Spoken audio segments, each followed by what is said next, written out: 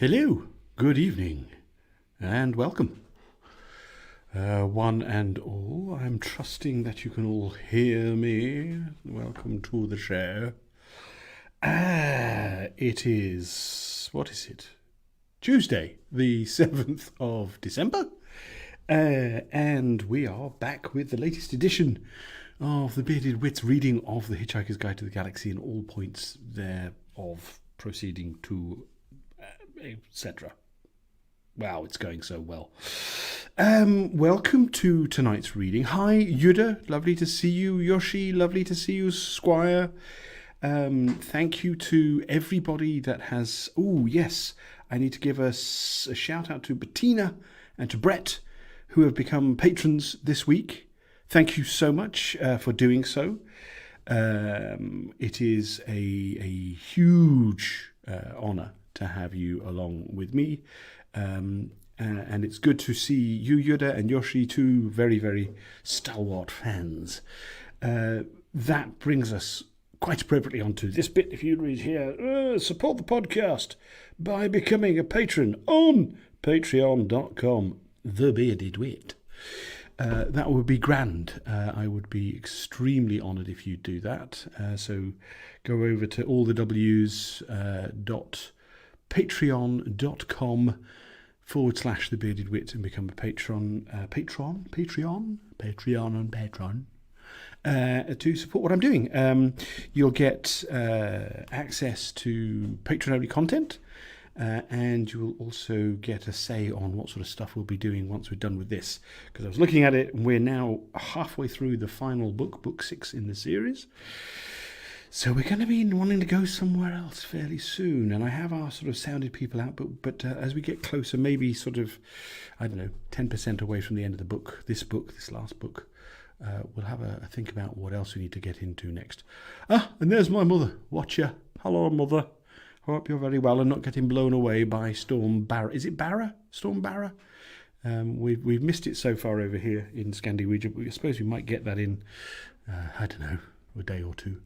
But if you're in Europe, and certainly the western half of Europe, and if you're in Ireland or elsewhere and getting battered by the storm, why don't you just grab a cup of tea, lock the doors, batten down the hatches, and join me for an hour or so of lunacy with The Hitchhiker's Guide to the Galaxy.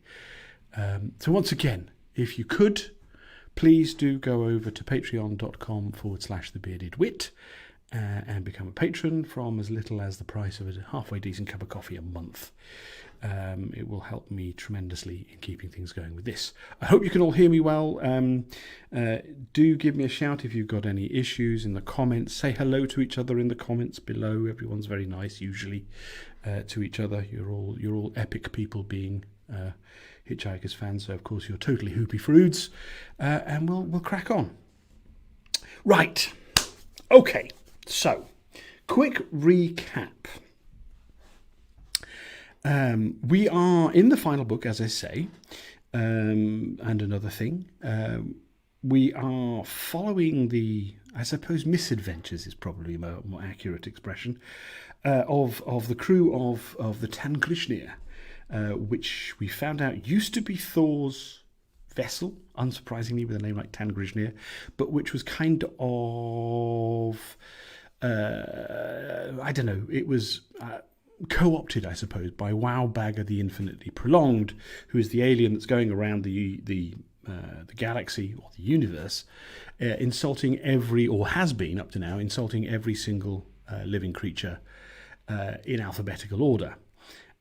He's got a bit bored by that because he's been doing it for longer than the existence has actually existed, probably several times over, a bit like Marvin in the end.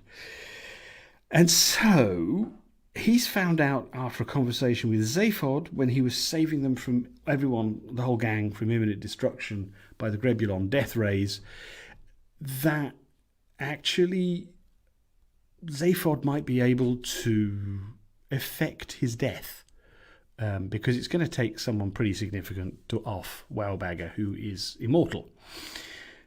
So Zaphod is off in Asgard, trying to sort that out. He's negotiated his way past Heimdall by working out what Heimdall's secret name is, or his sort of pet name, and once you know that and you use it, you then can compel a god to do your will, which is duly done, which has let him into Asgard. Meanwhile, everyone else has been on the Tanngrísnir trying to figure out what on earth is going on. Random, Trillian and Arthur's biological daughter is basically having a fit about everything, which is fair enough. I mean, with parents like that, who wouldn't? Meanwhile, Trillian and Wowbagger have been getting it on. Boom-chicka-wow-wow. And Ford has just been, well, trying to obliterate his brain via various means. And that's where we are. So, a slurp of Brownian motion, and we'll crack on. I do love tea. It's grand. Right. Here we go. So, are you ready? Are you sitting comfortably? Then I'll begin. Oh, by the way, God, I'm useless at this. I'm not sitting in my own seat because I was listening to one of the recordings back the other day. Oh, and I've also started using my proper mount for my microphone because I realised listening back to some of the other stuff that it's clunking and cranking and you can hear the squeaking from my own seat. So I thought I'd better get a bit more professional about it again. So sorry if for like the last 3 broadcasts it's all been a bit amateur. There you go. Anyway, meanwhile, back at the book.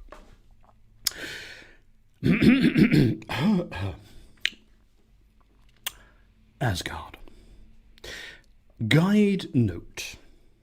The Aesir have always made an enormous deal out of the absolute wonderfulness of Asgard. Odin's son Baldur is quoted as saying, "Everything is massive and huge and brilliant. You mortals with your puny stuff and things have no idea what real brilliant stuff is. We have stuff that will blow your little minds, and then other stuff in jars, sort of lotion, that will put your minds back together again. And then there's this cosmic cow who, licked Valhalla out of the ice, and an old guy who sweated Odin's father out of his armpit. That kind of stuff happens every day on Asgard." This is typical of the sort of standard, vague, inconsistent party line that prompted boom-chicka-wow-wow, the charismatic leader of the Horusonian cult of agnosticism, to smuggle himself into Asgard, in the belly of a goat, to see the planet for himself. The oft-sampled Catharsi recordings read as follows. "The smell from beyond my hiding place is almost unbearable, but I shall persevere for you, my people. I'm not surprised that no one believes in these gods anymore. They really stink. I can hear a fire crackling, so whatever lies outside, I must take my knife and cut my way out before this carcass is tossed into the oven. I shall just take out my knife. My knife. Where's my nothing-damned knife? I know I had it, right here in the pocket of my linen truce. Oh, crap. Zark, I'm wearing my corduroys. Ooh, the flames grow closer. I can feel their heat. Help! Help! I believe, don't eat me, please don't." And there boom-chicka-wow-wow's words become unintelligible, apart from 2 "my legs" and a "mummy."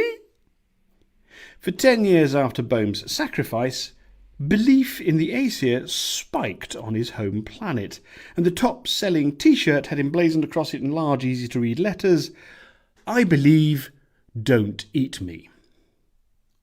The point being, mortals knew little of Asgard back in the days of boom-chicka-wow-wow, and we know even less now, for no living mortal has ever visited Asgard and survived to tell the tale. And any mortal who claims to have done that is either Odin in disguise looking for some action, or completely and utterly insane. Zaphod Beeblebrox took a very plush cable car from the foot of the Rainbow Bridge to the surface of Asgard. Not only was the car comfortable, with its own helmet polisher and thoughtful cage of foot-warming lizards, but it was convenient too. docking as it did right in the centre of downtown Valhalla. There was a customs Viking in a reinforced booth who seemed a little surprised to see a mortal coming onto the platform. In fact, he was so surprised that his eyes popped right out of their sockets.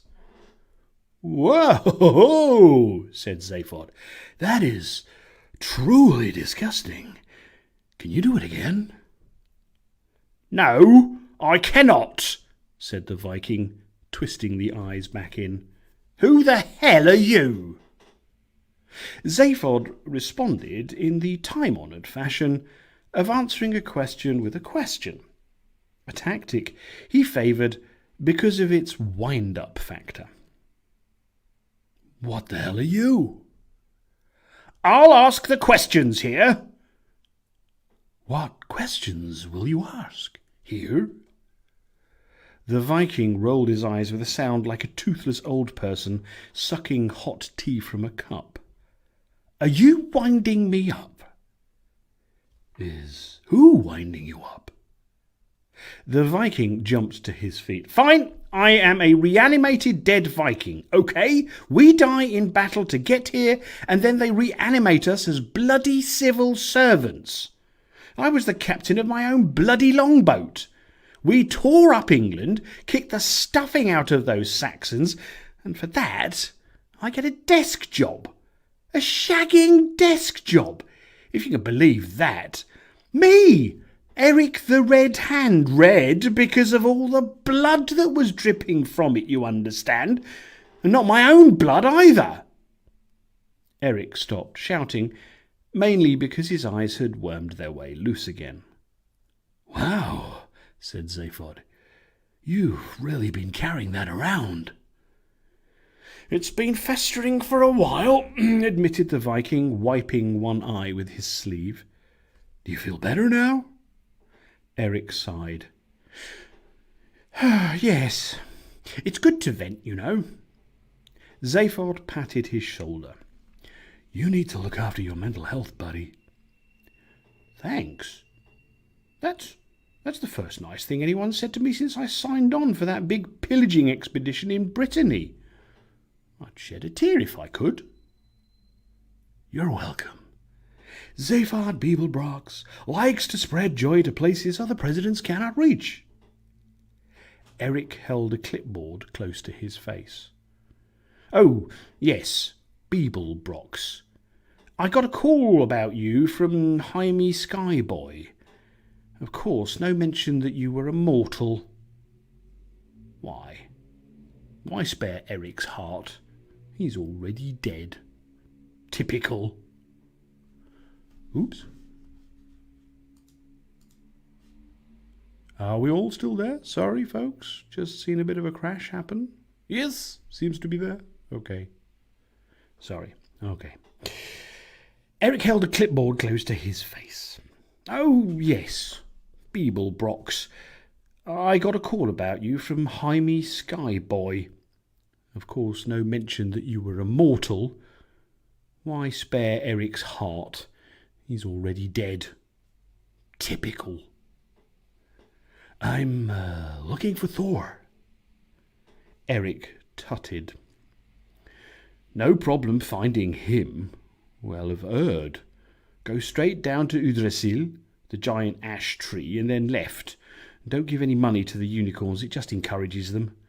And if you see a guy with, like, a hook nose, answers to the name of Life, tell him that I think we got our eyeballs mixed up."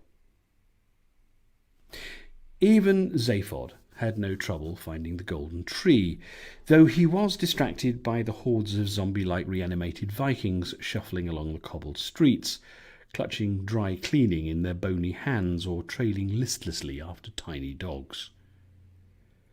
"This is ridiculous," he said eventually. "They all have hooked noses."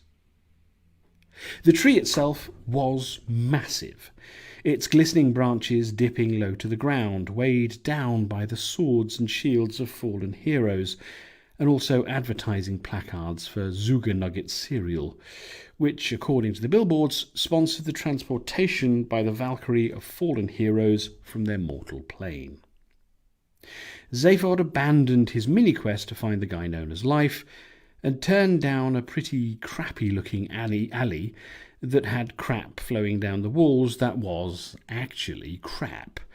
And because it was a magical realm, there was crap flowing up the walls too.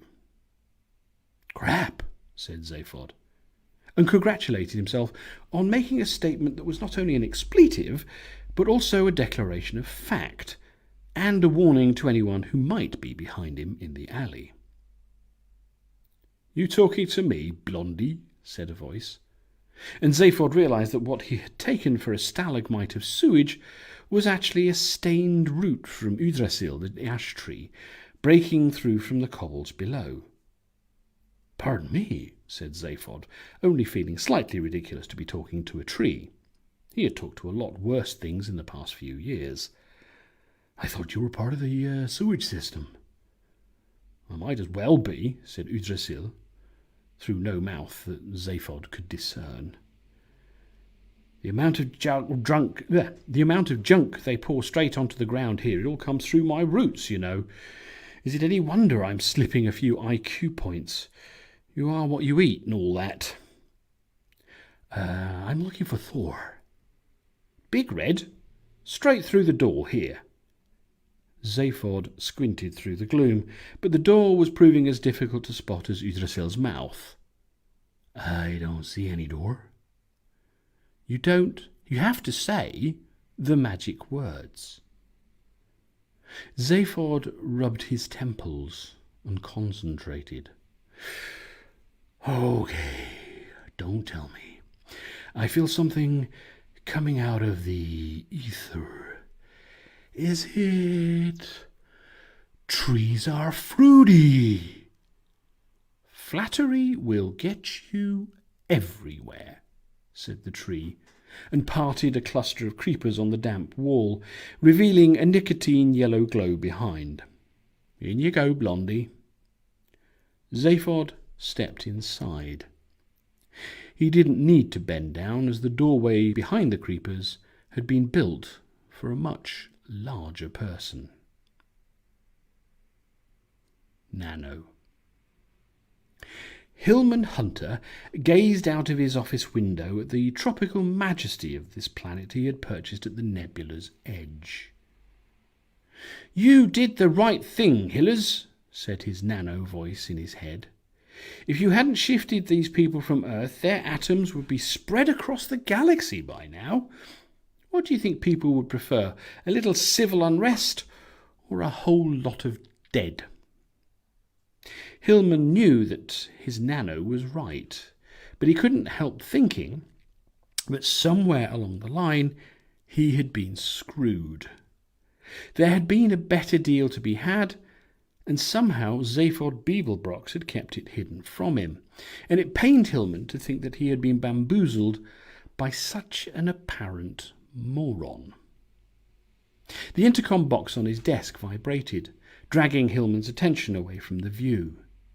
He waved his hand over the sensor, and a little hologram of his secretary appeared on his desk. "Yes, Marilyn?"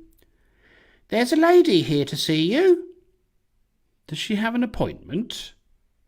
Marilyn mewed, as though this was a difficult question. She says she will have." "That's a little cryptic, Marilyn. Could you ask for clarification?" Before Marilyn could respond, a woman appeared in Hillman's interview chair.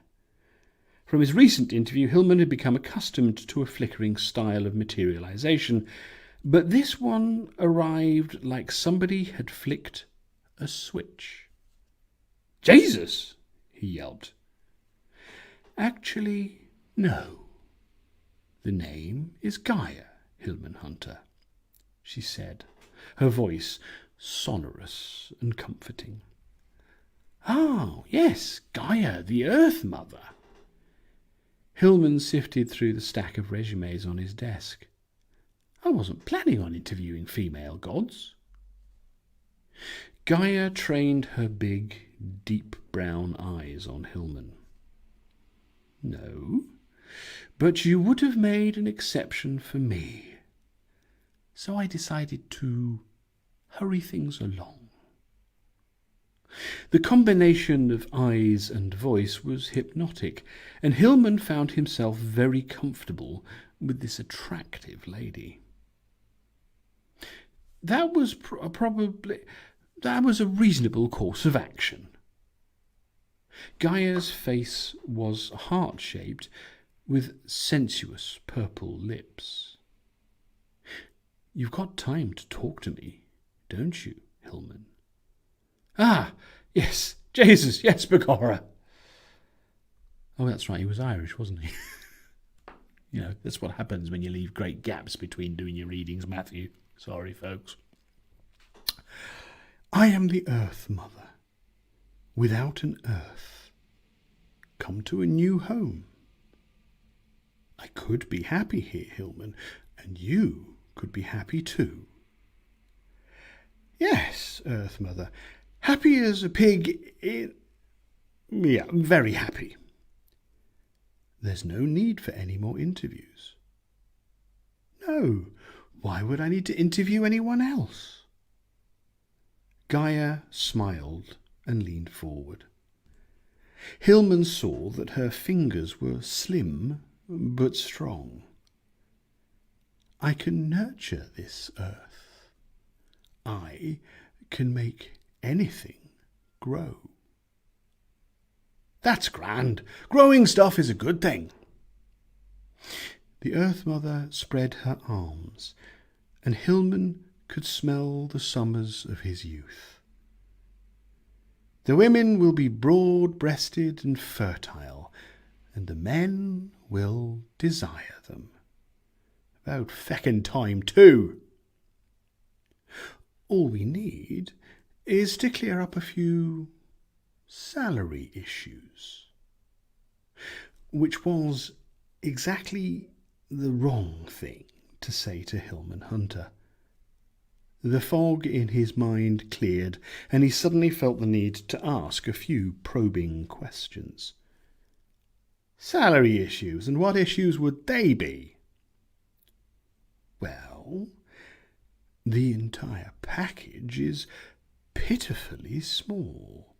How can I be expected to support a retinue? A retinue, is it? I don't recall advertising for a retinue. Only one position. But surely a goddess of my stature. Hillman was in like a shark. What stature is that? You were no great shakes in your last job. As far as I remember, the planet was plagued with famine, and most of the crops that did grow were riddled with pesticides. Things got a little out of control on Earth, admitted Gaia. But that wouldn't happen again. Oh, really? Why don't we explore that? Let's say there's an uprising, a surge in belief for another god. How would you handle it? Gaia smiled kindly. I have dealt with problems in the past, you know.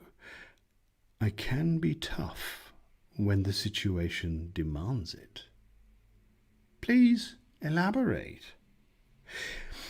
I remember once Uranus hid the Cyclops in Tartarus so he couldn't see the light. This caused me considerable pain, as you may not know this about me, as Tartarus was my bowels in a reflexology kind of way. So I fashioned a great flint sickle, and when Uranus entered my chamber for his weekly "How's your father?", I had my son Kronos chop his doodle off with the sickle. Gaia clapped delightedly at the memory. Oh, that was a night and a half. But I think I've answered your question. Firm but fair. That's my motto. I still have that sickle somewhere. You never know when a few drops of dry divine blood will come in handy. Hillman crossed his legs, feeling a phantom loss that he fervently hoped never to experience. Beside Gaia's name on her resume, he wrote 4 words. Over my dead body. Asgard. Zaphod stepped into as foul a den of broken dreams as he'd ever been thrown out of, and felt instantly at home. This is my kind of place, he thought. Even the air in here is dangerous. And it was. The germs huddled together and drifted through the murky air in coloured clouds, trying vainly to infect the ossified zombies and demigods. For once, Zaphod was glad that Left Brain had jabbed him with A to Z inoculations whilst he left. At least LB had sworn they were inoculations. A cloud buzzed Zaphod's head, chanting, "Open pores, open sores!" But it was repelled by the scent of antivirus in his perspiration. If this had been a movie, everyone would have stopped what they were doing to glare at the handsome stranger. But most of the patrons in the Well of Erd were so inebriated that they had barely enough focus to find the tankards on their tables, never mind muster a glare for a newcomer. One drinker did yell, "Happy birthday, Mr. President!" But it was likely that she was hallucinating. Zaphod clambered down 3 stone steps to the tavern floor, then sidestepped viscous steaming puddles until he reached the bar, which towered cliff-like above him. A pale, reanimated Viking barman with 6 blonde hairs pasted across his shiny pate peered down at him. "What can I do for you, Junior?" You can tell me where Thor is," replied Zaphod. The barman whistled through a hole in his cheek. "Now, why would you want to find Thor? You being so alive and all." "Ah, he's in a bad mood then." "You could say that," said the barman. "All he does is drink and play chess, and the more he loses, the more he drinks." "Doesn't he ever win?" The barman sniggered. "Win? Nobody wins in here, Junior." Zaphod peered up at the Viking. "Your name wouldn't be Life, would it?" The barman was instantly enraged. He pulled a mini-axe from a shoulder holster and began chopping the countertop. "You tell Eric to come down here if he wants to talk about eyeballs. You tell him that from me. Come down here and we'll talk." "I'll tell him," said Zaphod, backing away, "if I survive this chat with Thor." "Not Thor you should worry about," said the barman, jerking a thumb towards a dark alcove at the rear of the bar. "It's those other little bastards." Zaphod winked with supreme confidence. "Don't worry. I've been in show business for years. I know how to handle bastards." The bar was cramped by Asgardian standards, but to Zaphod it felt like he'd lost weight just walking briskly to Thor's table. On the way he passed several brawls, a couple of magical rituals, one involving a heated skewer and a circle of wolves howling in unison, a funeral pyre piled high with bodies and also sausages, and a frozen lake with dwarves skating around on it, being chased by a tree-footed monster. "I could live here," thought Zaphod. The fun and games stopped shy of Thor's alcove. There seemed to be an unwritten agreement that the thunder god should be left in peace, which was probably due to the very clearly message painted on a whitewashed wall in what looked like lumpy congealed blood, which read, Leave me in peace and I probably won't kill you. No promises, mind. Probably is absolutely the best I can do. Zaphod crossed the peace line, and for the first time since entering the bar, he felt scores of eyes on him. Don't fret, Zaphod, he told himself. What happened between you was ages ago. He's probably forgotten all about it by now. I can barely remember it myself.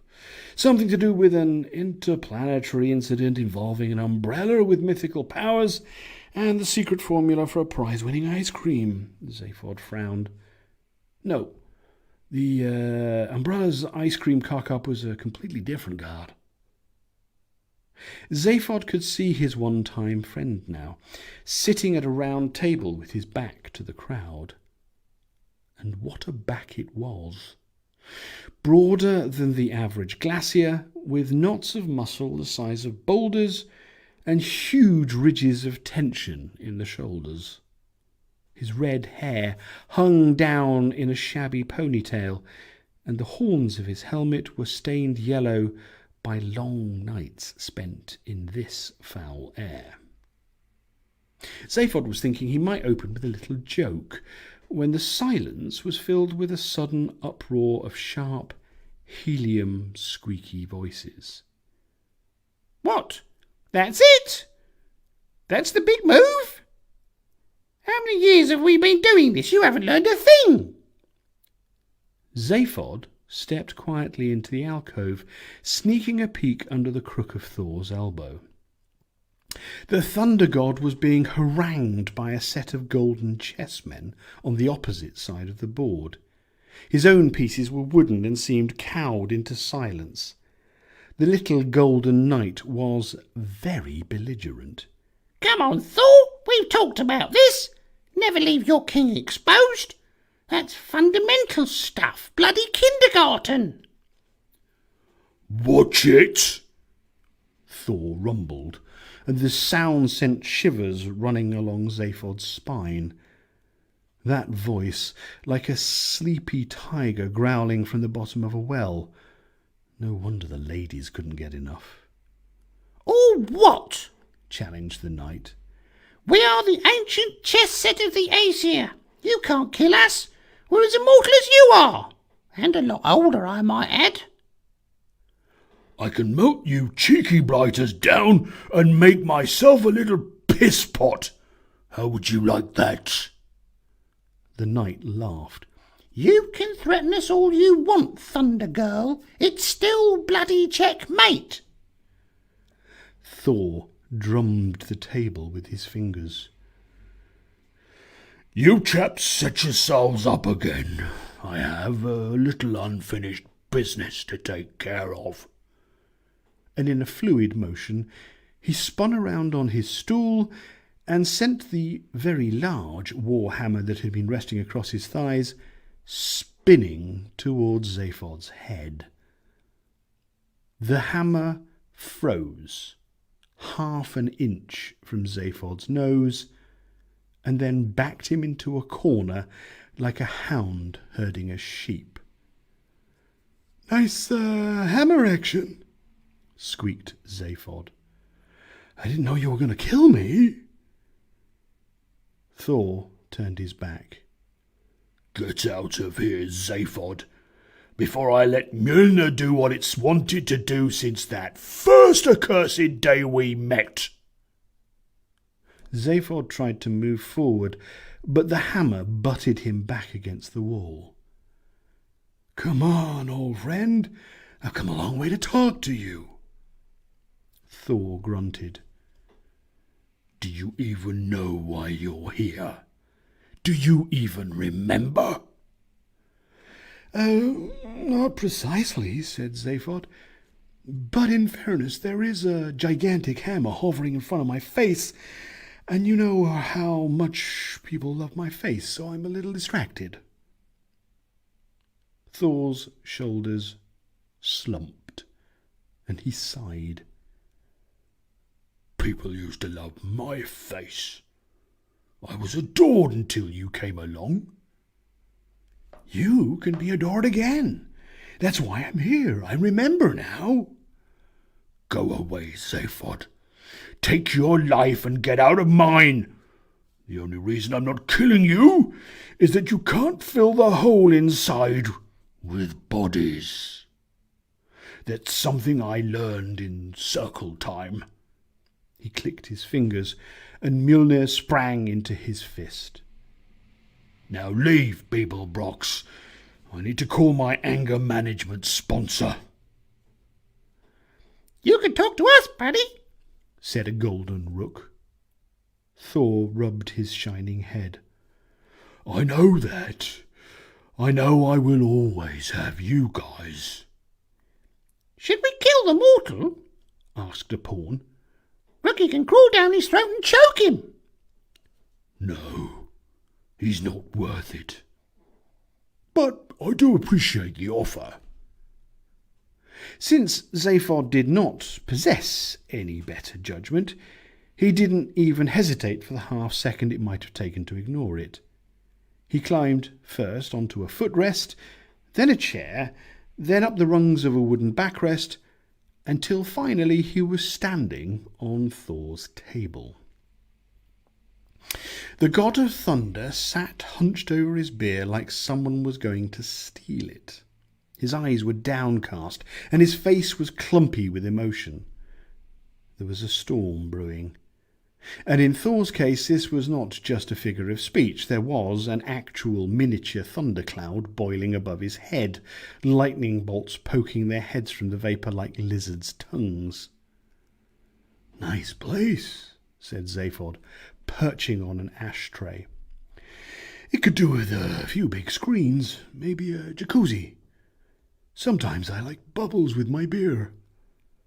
Thor picked up his own beer and slammed it onto the table so hard the head foamed over the rim. Knock yourself out, he said. Bubbles and beer. Zaphod took this suggestion, as he did most suggestions, at face value, and quickly stripped down to his underwear, remembering just in time to pop out the batteries before vaulting into the tankard. He submerged himself into the larynx lump and spent several moments executing a three-armed backstroke while spouting amber spumes. I like this place, bubbled Zaphod.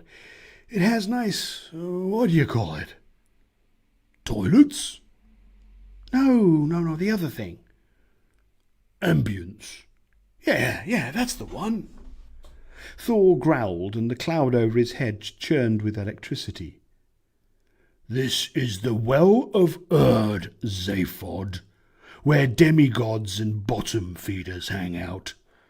I come here so no one will bother me. Bottom feeders? Said a golden bishop at Zaphod's eye levels. That's a bit strong. You want to keep your temper in check, mate. Ha! Zaphod's attention was diverted by the flash of dozens of tanned, toned legs and hundreds of white teeth. Look, I do believe that these athletic ladies are waving at us. Thor peered surreptitiously across the barroom through his fingers. A group of statuesque Valkyrie were washing blood off their Zuganugget chest plates in slow motion with barrels of water. Forget it, Zaphod, they're out of your reach. Zaphod clambered from the tankard. Out of my reach? What are you talking about? I'm talking about practicalities. Look at those girls. You couldn't reach past their shin plates with a trampoline. Come to think of it, they're out of my reach too. Zaphod shook himself like a hound. Come on! This is not the thunder god that I know. I remember when my friend Thor disappeared for a week with a certain Miss Eccentrica Columbits, and she ended up paying him. Leave it, Zaphod. Zaphod quick-stepped into his trousers. This is just what you need, old pal. Me and you on a bender with a few beautiful ladies. I am going over there. No. Oh, yes. I may be tiny, but I've got a certain je ne sais quoi. A certain what? I don't know what, admitted Zaphod, but that's never stopped me before. Zaphod had a glint in his eyes that Thor knew well. Guide note. This glint was nothing to do with baby Glunts. Rather, it was a look of reckless romanticism, which is similar to the one often found in the eyes of the narcissi fish of Phlargathon, who are prepared to inflate themselves far beyond the elastic tolerance of their scales in pursuit of a mate. The male narcissi fish will cause himself to spectacularly explode if that's what it takes to impress the female. This is indeed an impressive feat, and in fairness to the female, she will appreciate the sacrifice and often be put out for several days before donning her best pearl necklace and heading back down to the reef. Related reading: Love Will Tear Me Apart by Scaly Finster, brackets R.I.P. Get back here, Zaphod, I'm warning you. Zaphod strode across the table, skirting a spittoon. This is what you need, Thor. You'll thank me later. He turned his high beams on the Valkyrie. Hello, ladies. You may not know me yet, but you're gonna miss me tomorrow. The Valkyrie's puzzled semi-smiles were distorted suddenly by a curved wall of glass. Zaphod thought for a moment that a sudden rush of Valkyrie lust had superheated the air, but then realized that Thor had trapped him under a shot glass, which brought home quite forcefully just how tiny he actually was in this world. In fact, he seemed to be whatever size Thor felt like it making him. Zaphod was sure he would not have fitted under the glass a few mere moments ago. Come on, Thor, he cried, his voice bouncing back on him. Strange, thought Zaphod.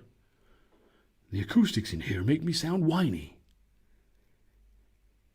You're supposed to be my wingman, he went on. We're a team. Remember those anti-grav dancers in Heimdall City?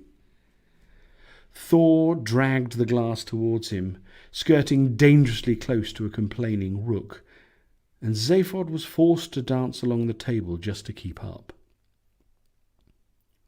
I've never been to Heimdall. Really? I could have sworn. Must have been some other Asgardian. I'm flashing on a red beard. Are you sure it wasn't you? I'm sure, Zaphod. I'm a god. We don't forget stuff. Which is part of the problem.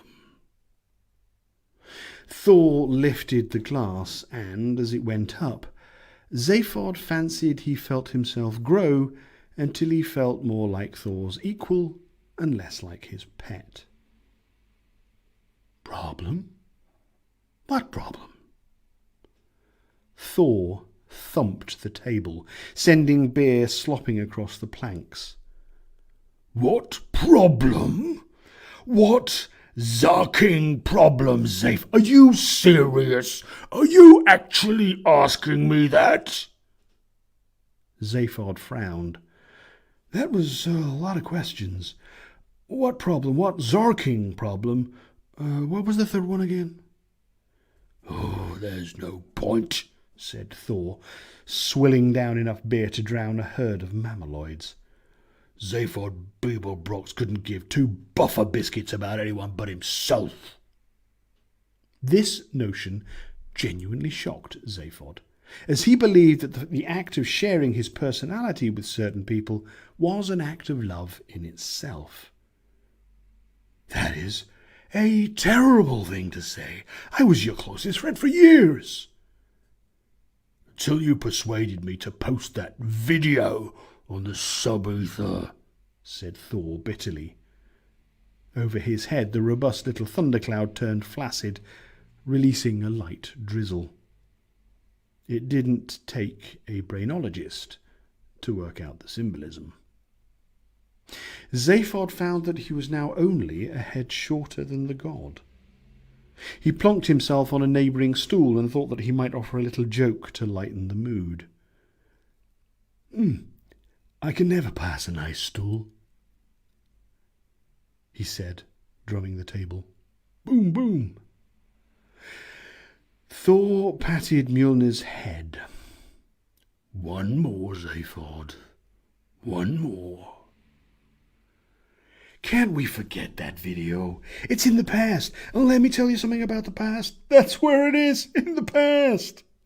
Remember that sentence about the past? That's in the past already. I can barely recall it, except that it contained the phrase, the past. The past is made up of memories, which are made up of dead stuff that can't hurt you like, say, a pointy stick could. Atoms and such. Quarks, too, I shouldn't wonder. But wasted ones, all lying there, doing nothing to anyone. Do you have a point, Zaphod? Or is that in the past too? Zaphod draped an arm around Thor's massive shoulders. My point is that maybe I made a bad call with the video at the time. But ticket sales were down and we needed something to get your profile back up to the Yale list. The candid video thing was all the rage, and in fairness, some people did like it. "Some people?" growled Thor. "Like that cult on the party ship. Those weirdos certainly lapped it up. Unfortunately, the rest of the galaxy, the normal mortals, didn't fancy the idea of their god trussed up like a backstreet deviant." Zaphod shrugged. There was some backlash, I admit it. Thor massaged his temples. "Backlash? I know how shallow you are, Zaphod, but surely even you must have noticed the fallout. My dad blew up that entire planet where we filmed. My beautiful temples were all torn down. I went from number 4 favourite deity to number 68, behind Skyoi. Skyoi, the god of zarking snowshoes." Hey, snowshoes are important. Come on, old friend. Can't you just blot the whole thing from your mind? I have. Thor dragged 8 fingers through his beard. "But that costume, Zaph, and those pom-pom squids." Zaph, thought Zaphod. I have him. Miscalculations, perhaps. "And the things I said," said Thor, shuddering. You were acting, playing a role. "Odin shat a kitten. He actually crapped out a live tiger cub. My own mother can't look at me. She told Loki that all she can see is that latex bustier." It was art. Not everybody gets art. "Do you know how many hits that clip has had?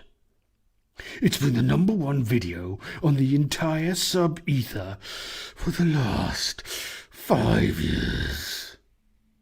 You said it. The past 5 years. That video is in the past. Next year, there's going to be a new Thor video, one that puts you right back in the game where you need to be. "Oh, really?" said Thor glumly. "What have you got planned for an encore? Should I break out the bounce-o jelly?" Zaphod leaned in close. Oh no, my friend. No setups. This is the real thing, an old-school face-off. I have found the immortal who has stolen your ship, and he's challenged you to a showdown. Over Thor's head, the thundercloud spewed forth a cluster of vibrant lightning bolts. "Go on, Zaph," said the god. "I'm listening."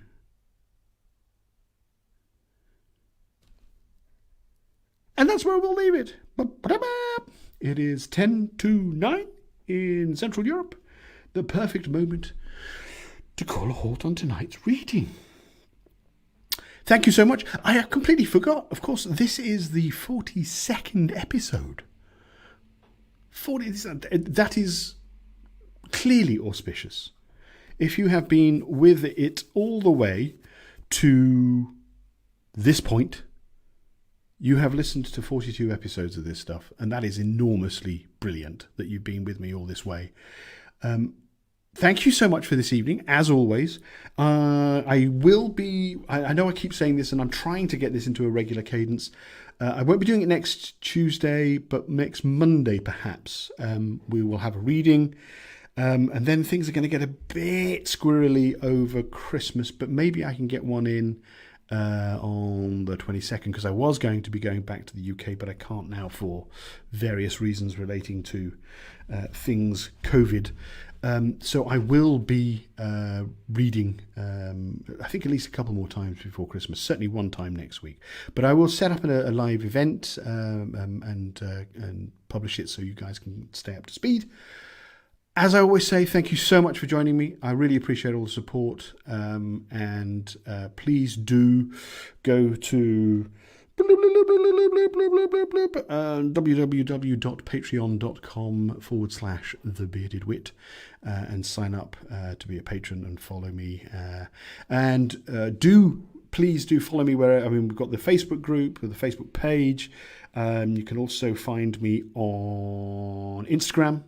And also a YouTube channel now as well. If you search for The Bearded Wit, there's a YouTube channel where all these readings are being posted. So do sort of follow and support all of that stuff. It will help me tremendously. Thank you so much for this evening. See you soon. And I will let you know when that is. Look after yourselves. Stay hoopy. Be fruity. And see you soon, everyone. Bye now.